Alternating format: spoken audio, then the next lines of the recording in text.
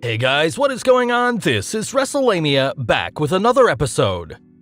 Join us now as Wrestlelamia looks at the wildest news stories and rumors you need to know, including the passing of WWE Hall of Famer Rocky Johnson, a major addition to the Royal Rumble, why AEW's renewal could be a good thing and why it could be a bad thing, exciting details on AEW's new TV show, Chris Jericho on why AEW treats wrestling legends better, and more.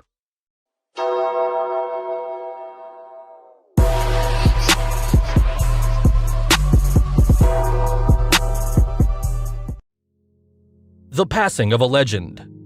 Wrestlelamia was saddened to learn of the passing of Soulman Rocky Johnson. Long before he was known as the father of The Rock, Johnson enjoyed wild success during the Territory era, including a reign as the WWF's first black tag team champion. Johnson, who is African-Canadian, teamed with African-American wrestler Tony Atlas, defeating the Wild Samoans to become WWF Tag Team Champions. Johnson's career began in the late 60s and continued until 1991, turning his energy to training aspiring wrestlers.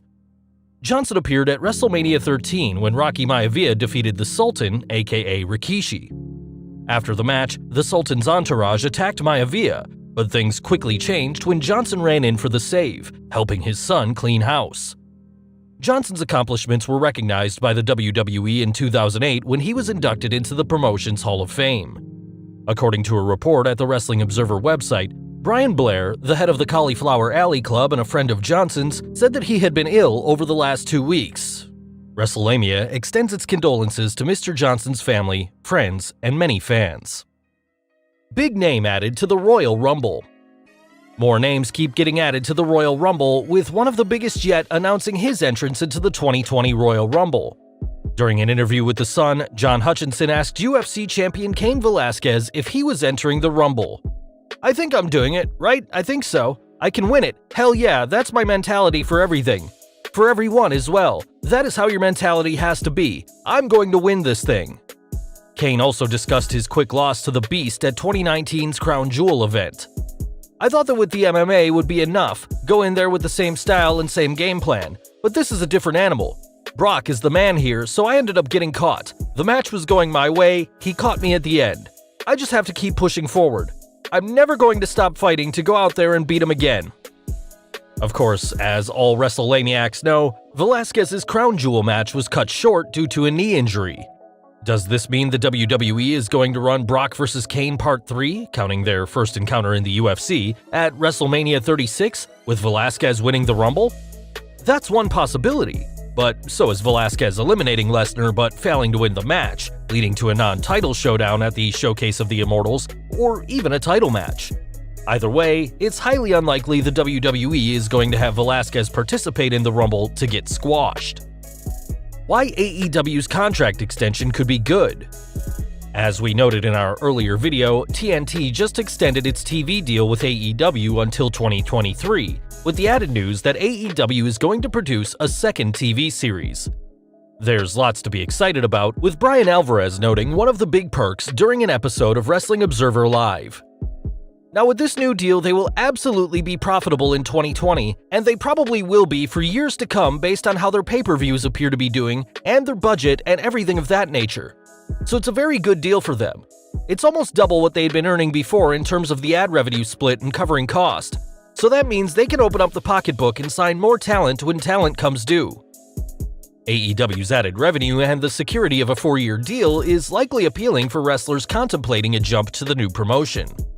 As good as Dynamite's been doing, wrestlers jumping from, say, the WWE to AEW face the uncertainty of whether the promotion would be around for long.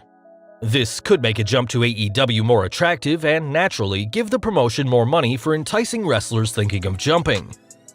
Another benefit is that AEW can further polish their product, whether it's creating more extravagant sets for pay-per-views, hiring more backstage personnel, or increasing production values, not that Dynamite looks low rent. AEW doesn't want to overexpand, but its new revenue may provide it with some money to invest in a streaming service for fans who don't want to pay $40 for pay-per-views. The logistics would have to be worked out, and it's unknown how long AEW is obligated to carry its pay-per-view events through pay-per-view providers. Finally, the new television show will give AEW extra time to showcase its stars. As good as Dynamite has been in showcasing AEW's roster, there's only so much you can squeeze into 2 hours. It still holds true that promotions need to introduce fans to new stars and build them up so they have a fresh roster of talent to interact with established stars. And by interact, Wrestlelamia doesn't mean do the job. Naturally, some talent won't get over, but no one will get over if they don't get the right exposure. Why AEW's contract extension could be bad. At the same time, there are some potential downsides to the deal. The first is that AEW needs to be careful with its new income and spend it wisely. The last thing AEW wants to do is sign too many stars and overload its roster. It also needs to avoid spending the money on stupid things like WCW did, such as hiring rock bands and bringing in celebrities. Tony Khan seems to have managed AEW well so far, and hopefully he'll continue to do so.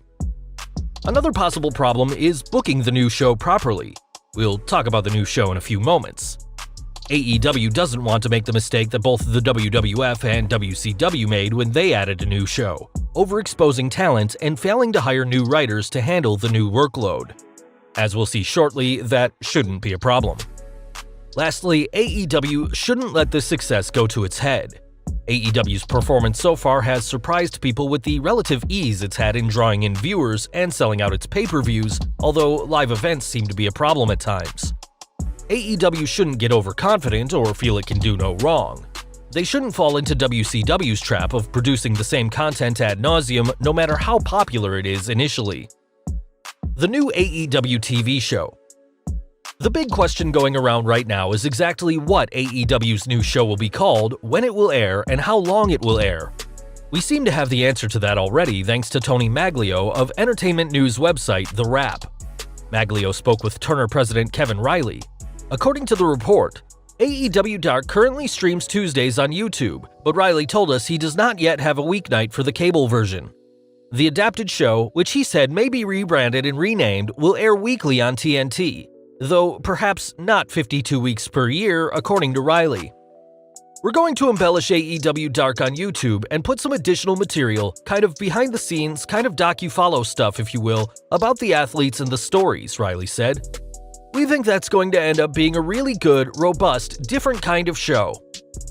This sounds like a good way to build off an already established product, AEW Dark, and expose fans to talent they don't see every week on Dynamite.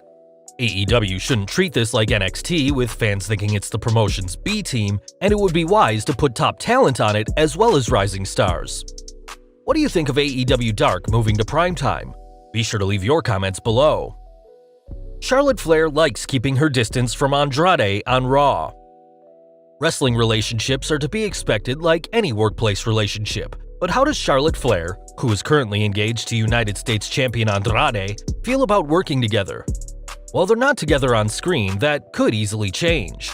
However, Charlotte seems to be happy with the way things are. During a chat with UK Metro, she commented, "So for Andrade right now, the focus is having the US Championship, and his bond with Zelina is so strong. I think the two of us having separate storylines and not being together on camera is probably for the best right now. Definitely later down the road, we're open to the idea of mixed tag or doing something together. But I think right now is a super important time in his career, and I wouldn't want to interfere with how well Zelina and Manny work together." A Charlotte-Andrade pairing down the road could prove interesting, especially in a mixed tag team event. How Becky Lynch would have changed WrestleMania 35. Current Raw Women's Champion Becky Lynch had a strong 2019, but there's one thing she wishes she could have changed about her triple threat at last year's Showcase of the Immortals, where she defeated Charlotte and Ronda Rousey to become Becky Two Belts. Speaking with Sports Illustrated's Justin Barrasso, Lynch explained what she would have liked to have happened. "If I could change anything from WrestleMania, I would have tried to freaking sink on that armbar," Lynch said. "Make Ronda Rousey tap out for the first time in her life." As you likely recall, Lynch scored a tainted pinfall win on Rousey, setting the stage for a rematch that is yet to happen. Chris Jericho, we use legends the right way. AEW World Heavyweight Champion Chris Jericho discussed what makes AEW different than other promotions when it comes to wrestling legends. Jericho noted, "We use legends in the right way. I think using DDP is very smart because he has a really close relationship with the Rhodes family, with Dustin. Cody has always been his young apprentice, shall we say. So when we have him come in, it means something. We don't have him just there in order to get beat up by whoever the flavor of the month is, which is something that other companies do. Let's bring in a legend and embarrass them." Jericho pointed out that AEW, quote, "isn't hitching the cart to him," meaning DDP, but they recognize his star power. In all fairness, even AEW has used legends to get over other stars.